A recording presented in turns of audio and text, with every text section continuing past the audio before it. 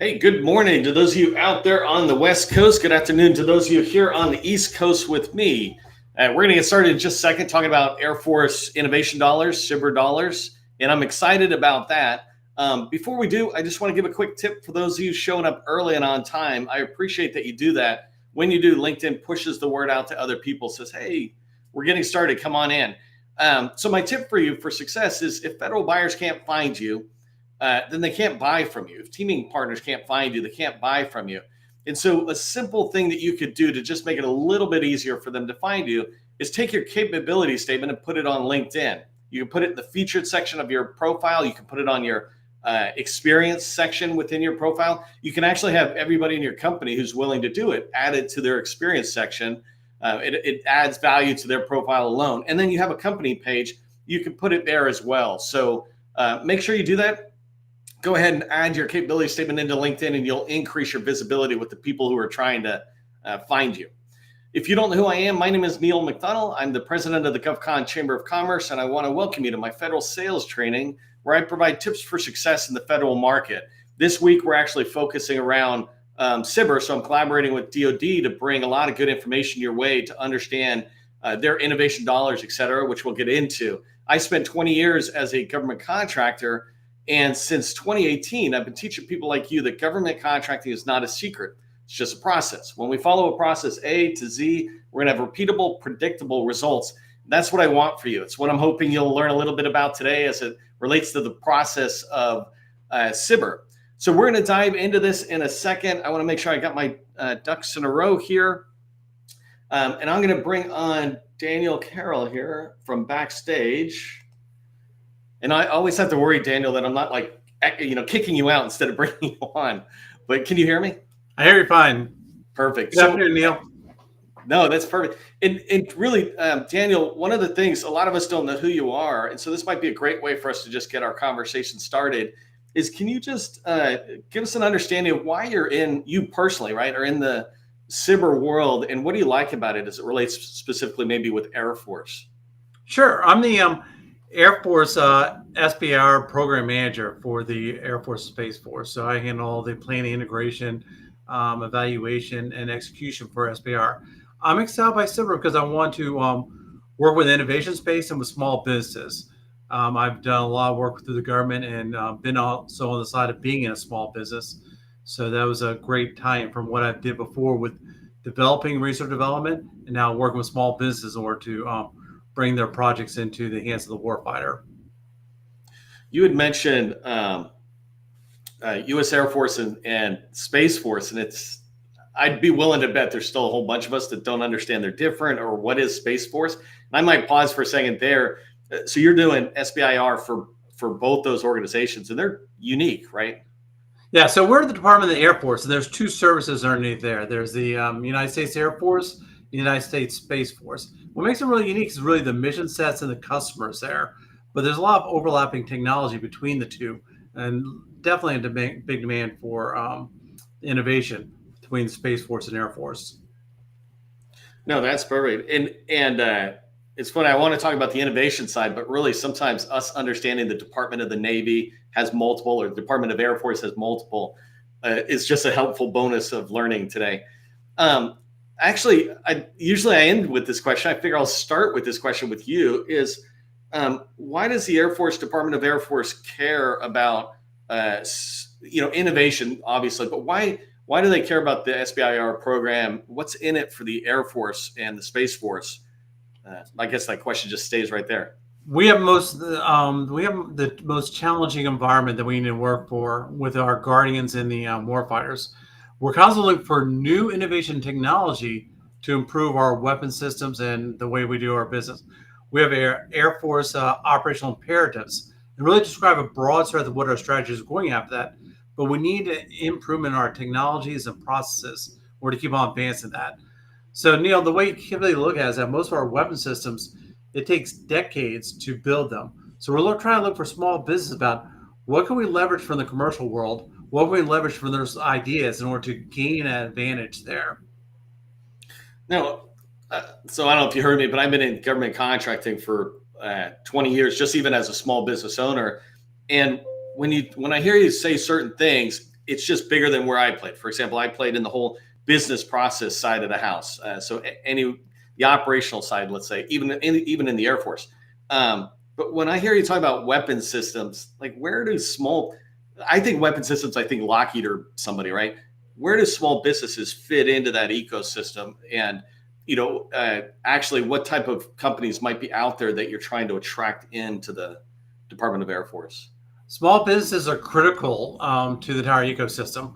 Right now, even just within the DoD, a small business probably makes up over $140 billion within DoD. So that's where, even though there are large businesses that are involved with building the large weapon systems, they really rely on partnering and in small and subcontracts in order to bring in small business, build out components, look at some of these hard areas in order for them to task off and partner with. So it's very critical to have small business built out throughout the entire life cycle, as we call it, of a weapon system. And if I just keep pulling a thread maybe on the innovation that might be attractive to the Air Force, one thing is weapon systems or the suppliers that relate to the weapon systems. But what about the rest of the operational side of the Department of Air Force, if that makes sense? No, it doesn't. One thing that's an area which is sometimes overlooked for is that within the Air Force Space Force innovation budget for the Small Business Innovative Research is roughly $1.4 billion. So now it's not only looking for the prototypes that we need for the end user warfighter, but also looking at things which we can do in order to improve our infrastructure. What kind of prototypes do we need for the test equipment, the test facilities? What kind of prototype we need to do for the overseeing and coordinating manufacturing? What do we need for the prototypes for our base facilities? So it's more than just what gets in the hand of the user. It's all the supporting systems we need for the warfighter. And I don't know how hard I'm going to be making these questions on you, but if I pull a thread on the very last one you said, I think on like base facilities, like, can you expand a little bit on some of the things that might fit in that world? Example is that one of the things we're looking at carefully is that we use commercial. I went to New York. I have commercial auto toll systems. So I just drove right through. It paid the toll automatically. Yeah. We don't have counterparts that getting on and off the base. It's a very methodical process, required to be a methodical process, but it also can be both labor intensive, time intensive for those areas. So what can we do to make that getting in and off the base, tracking the products on the base, tracking the people on the base, tracking activities that are needed? How do we improve that for both the visitors and the warfighters there on the base? That's a simple example about where can we leverage from the commercial world in order to apply it to make our warfighters and guardians better for them, easier. Does that make sense? Oh, 100%. And that's, Daniel, that was perfect for me being able to relate to it, because when I think of weapon systems, I'm like, how can I get there? But I actually have friends who totally relate to the weapon system side because that's what they do. But for me, that's the world I play in. When I go through a military base, I just show them my ID and they basically wave me forward. Well, if that's the case, then theoretically I should be able to go through and I'm still securing the gate. So that's perfect. So then people like me can look around the entire base and go, well, what other things could be automated? I'm assuming things like, is it robotic process automation? I was hearing about people using robots at a very small level for manufacturing or additive manufacturing type areas. Does that fit into the same potential innovation topics? Yeah, Neil, I was down at Robins Air Force Base, one of our sustainment centers earlier, and they have a number of SBIRs where they're looking at how to use for both sustainment and what they also need on the base. A lot of the things you can think about is that many of the previous systems were built very custom, very unique to handle certain niche.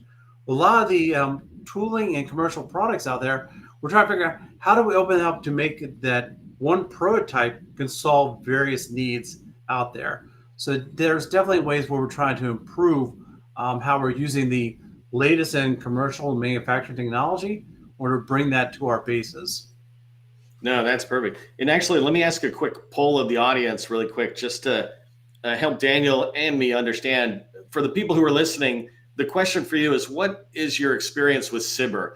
Put 1 into the chat if you've won a SBIR award before. Put 2 into the chat if you've pursued SBIR but haven't had any wins. Put 3 into the chat if you've heard of SBIR, but don't know much. And before this week, that was pretty much me. And then put 4 into the chat if you don't know what SBIR is, but you like the idea of money for innovation. So just let us know kind of where you're at in there. If I pull a thread just on Daniel, from the innovation to maybe the topics, where do I have to be in my innovative journey as a small business? How big do I have to be, and how far along does my idea have to be to begin to become attractive or worth knocking on the Department of Air Force's door? Well, Neil, I think it's never too early to start. I think have those discussions early on. Try to understand what kind of product or innovation you're trying to solve there, and try to line that up with a government need. Within the Air Force, we came up with a process called open topic, where we're basically going and casting out there for what does industry have that's available. And we start that at very small contract awards. It is competitive, but allows them to really quickly say, here's an idea I have. We can evaluate that and start matching up with a potential customer out there. I'm thinking you might be familiar, and maybe not many people on here will be, but with something called Y Combinator out in Silicon Valley, or YC. And I think they get tens of thousands of applicants to come in that end up being 150 or 200. So innovators, I think, get used to the highly competitive world of trying to get in. An open topic is an interesting thing I might explore in a minute, but I might ask you about the process. Is the process extremely formal, or can people come in and start knocking on doors early? What's the process for the Department of Air Force for that? SBIR? Well, most of our information is on appworks.com. So definitely encourage team members to read that.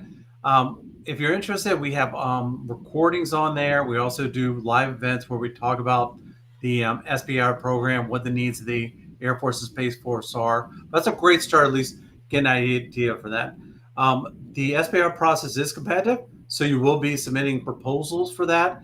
And each solicitation, we call it, each window has prescribed information about what the small business needs to put in that for that specific application. So yes, it's definitely start with that, but do your homework about how to apply for that window of proposals. Okay, and appworks.com, that's AFWERX.com? .com, that's right.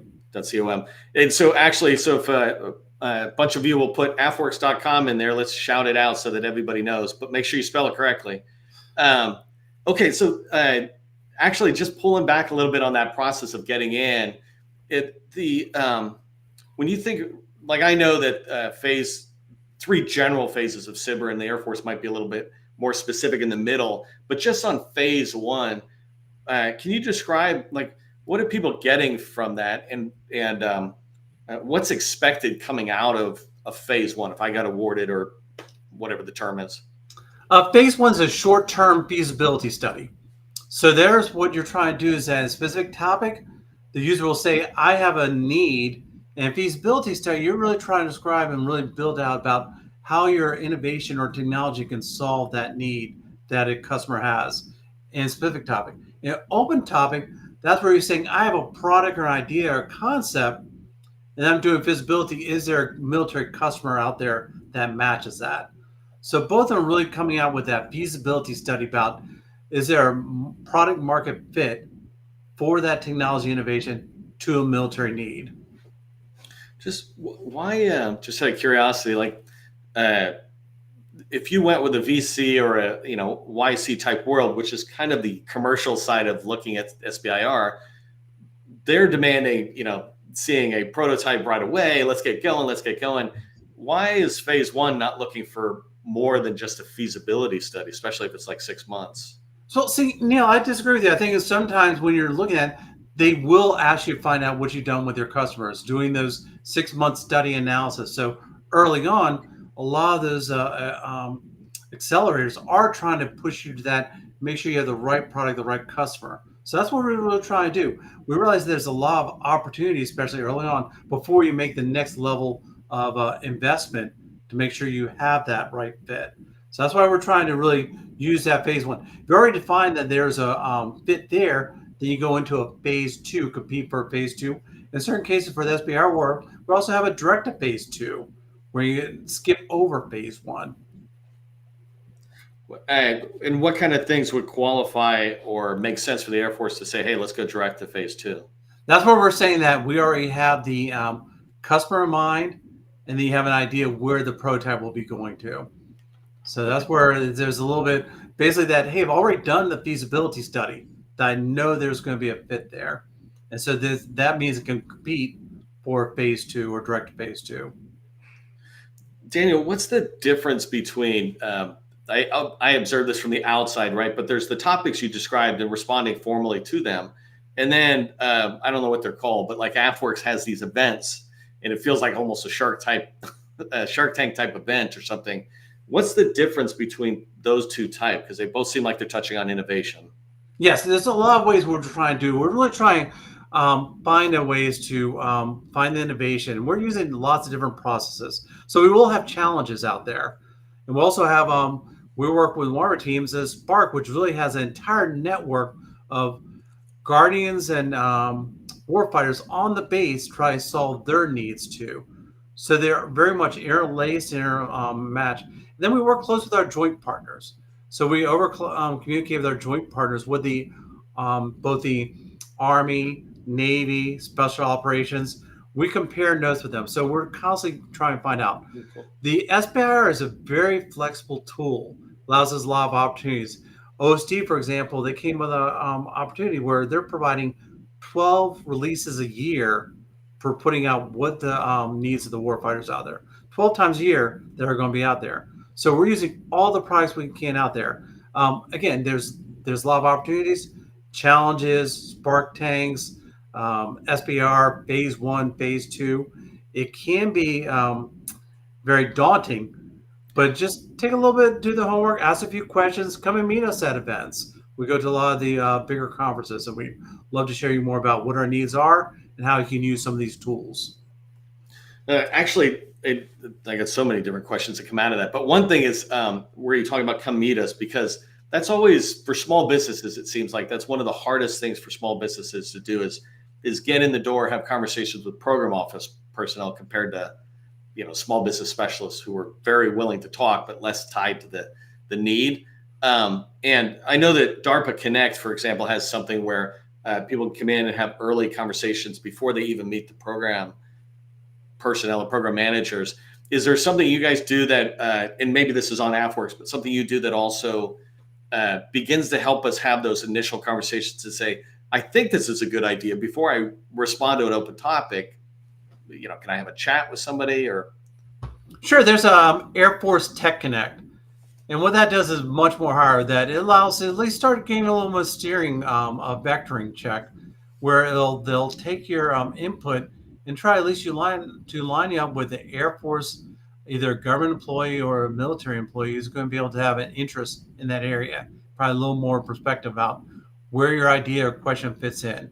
So that's one of the biggest clearinghouse above the AFWorks and above the App Venture side of it. So that's broader than SBIR and broader than the STTR programs out there. But that's an entry point for the Air Force to start with the Air Force Tech Connect.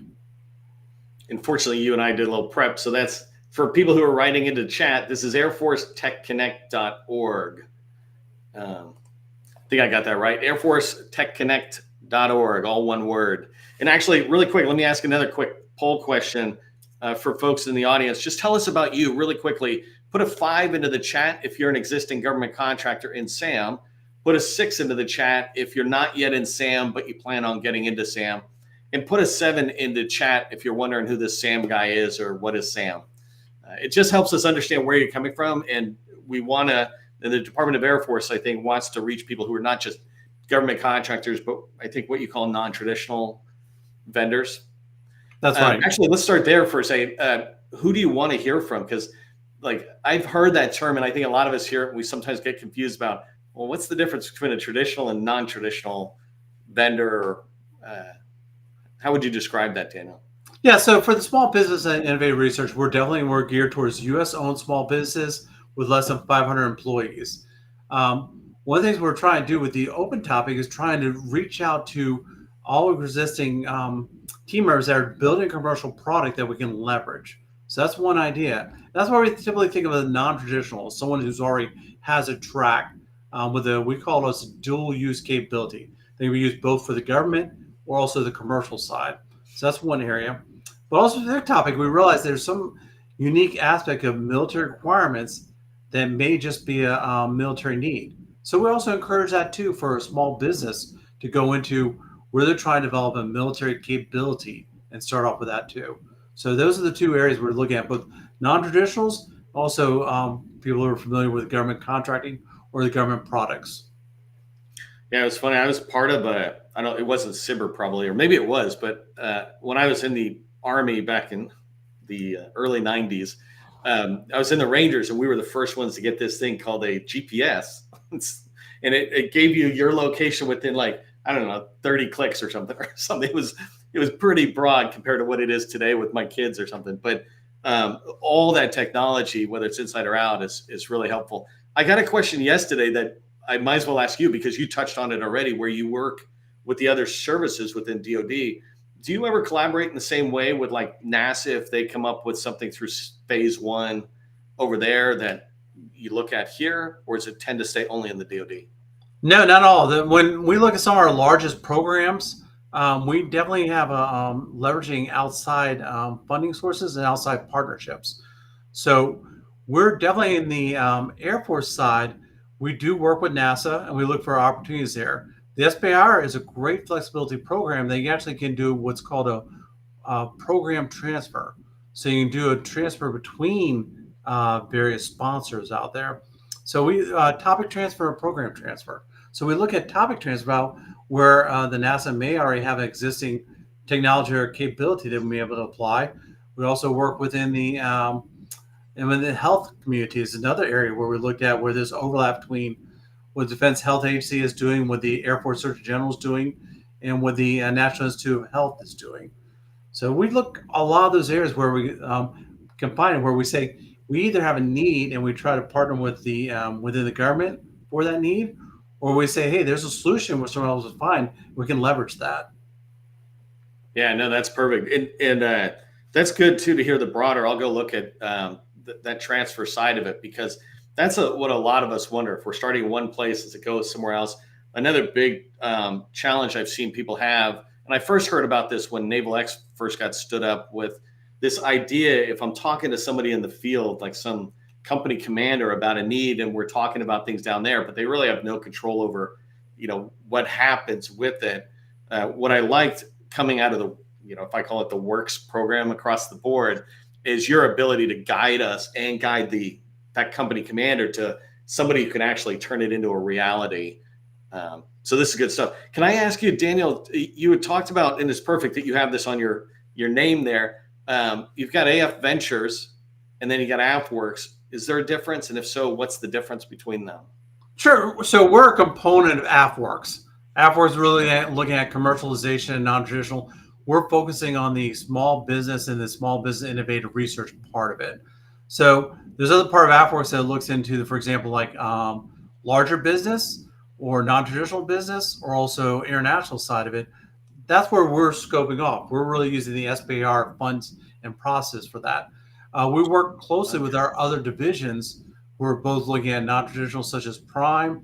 We're also looking at Spark. We're looking at the warfighter problems. Also, SpaceWorks is really dedicated towards the space mission set. So we're just another larger component. AFWorks also falls underneath the Air Force Research Lab. So we combine with all the other directorates underneath the Air Force Research Lab to help meet their needs, also partner with them on hard problems. Now, I talk about, like, DoD's got 2.5 and seed funding kind of thing. It's like, a really simple way of looking at it. But when you look at that number, Air Force has got huge amount of it out there. Can we talk about the money for 1 second? Because, for innovators and entrepreneurs, that's a thing that's attractive. The first question I have is just, when I look through the phases, what's the range of investment, if you will, that can come out of the SBIR into a small business innovator? Yeah, so let's start with the phase two. Phase two can go up to $2 million. We normally at phase two are somewhere around $1.25 million for phase two. And then below that, when you start off with a phase one is somewhere around $100 to $120,000. It varies depending on the solicitation and the need. Again, those are various parameters we can work within. That's where you're thinking about is that a phase one is a short-term effort, is under 100,000, roughly around that point. A phase two, you're building out a prototype that may go up to 2 years. That might be $2 million. After you get a phase two, you can also be competitive. A sponsor can submit an application for what we call a tactical funding increase or a strategic funding increase. A TACFI can bring another $1.9 million, and a STRATFI can be a total package of up to $60 million. 60? $60 million. So when you say sponsor, what is that? Or just expand on that. It's an Air Force end user.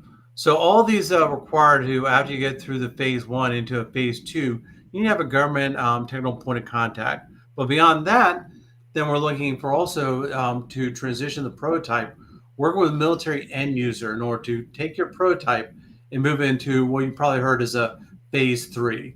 Phase three is one of the areas to really move it into where it's being of use, being of applied, being a product that the warfighter can use. So that's where we're really taking our research development dollars and transitioning into a phase three with the end user.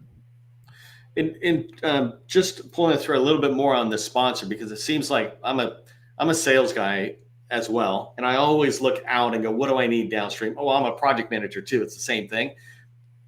Sponsors, and I know the answer might be depends, but are sponsors at a certain level, like you generally would expect a sponsor would be sitting at a, I don't know, 06 or higher type level, or?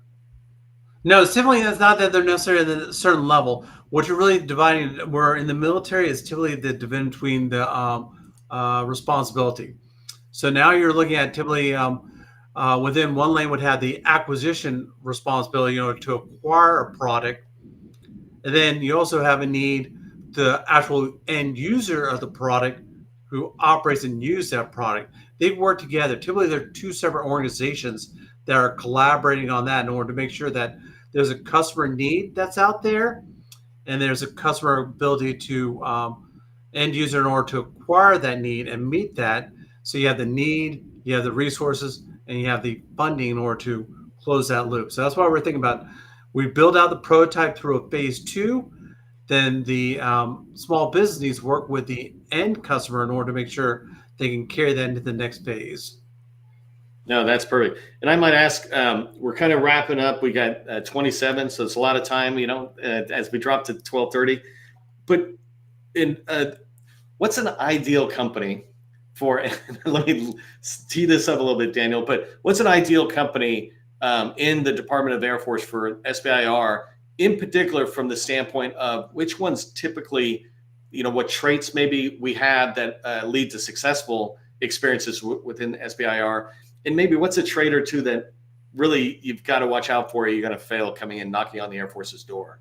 Yeah, let's start with that first one, is that what we've seen is the challenges with a small business. They believe this one-stop, one-shop, area, that all of these are highly competitive, both within the Air Force, Space Force, and also across the SBIR. They are highly competitive. So you need to make sure that you be able to look at that solicitation and be able to adjust and realize that there will be other solicitations out there. As I mentioned, the Department of Defense is scheduling 12 different releases. Of those 12 releases, Air Force and Space Force are probably going to be playing in probably 8 to 10 of those releases during a calendar year. So there's going to be 8 to 10 different opportunities for you to engage and look for those areas. Not only the Air Force, but you also have the Navy, Army, DARPA. We also have all the non-DoD agencies out there. So that's one thing which I found that some of the challenges of a small business says they're going to latch into a single opportunity out there as a one-shot. They don't have a lot of success because it is highly competitive. Two is also make sure you read the instructions. That's where we don't want to disqualify you, but if it says it needs to be in at a certain time, make sure the application's at a certain time. If it has all the documents you need, make sure it has all the documents you need. Building upon that, so If you make sure you look at multiple opportunities, make sure you read specifically what's in that opportunity. Third is that make sure you look at all the opportunities out there to be able to leverage your product, work with multiple customers. When you get to this, where you get to a phase one or phase two, you will typically have a technical point of contact.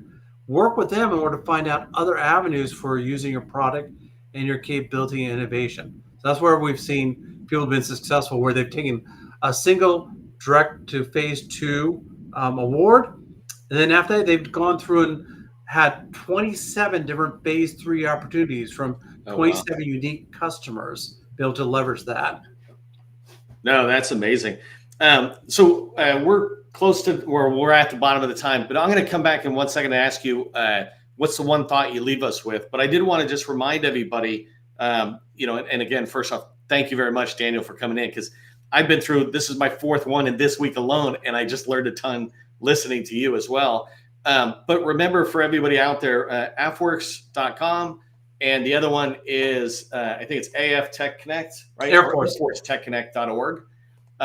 Remember those two. That's the stepping off point. As much as I'm sure Daniel would be willing to, take calls and make interest or something, start with those resources. Do your homework. That way, when you're coming in, you're never asking a question like, what does AFWorks stand for? Or something like that. And if I throw away for a second, just with one thought, whatever that is, what would that be? Hey, first of all, Neil, thanks again for this time. One thing, we're really excited having small businesses out there. We really want to partner them. And I want to say, try not to think of that as a $1.4 billion of opportunities, but just think about it can leverage that into bigger things for our warfighter, our military set. And also what we'd like to see, be able to leverage it for commercial opportunities. That's one of the things that's driving through SBIR is leverage, not just for purely military, but leverage dual use. So the one thing I want to say, try not to think of it as a daunting environment. We're here to help. We're trying to find out opportunities to take your innovation and process and technologies to our warfighter. We're doing what we can. If you have questions, come and talk to us at our Ask Me Anythings. Come and meet us at events. Go to afworks.com. We have a couple of mailing org boxes that will ask your questions. So we're excited about having the partnerships and collaboration with small business and get the technology innovation out there. No, I appreciate that, Daniel. And I'm going to throw you back off stage for 1 second. I'm going to come talk to you for 5 minutes, but let me close out here. Hey, just really quick for everybody, if you look at my name, you'll see GovConChamber/SBIR. All of these days where we have information, what Daniel shared, we'll put the links, the recordings, all that, so you can go watch the replays immediately. But we'll also be talking about SBIR Days, which I hope I can encourage Daniel to come back for, where we expand into the commercialization. One reminder, if you value today on the Air Force side, Department of Air Force side, tomorrow is Department of Army. So come back and join me on that. As you head into your day, just remember one thing: government contracting, it is not a secret. It's just a process. I will see you in the next training.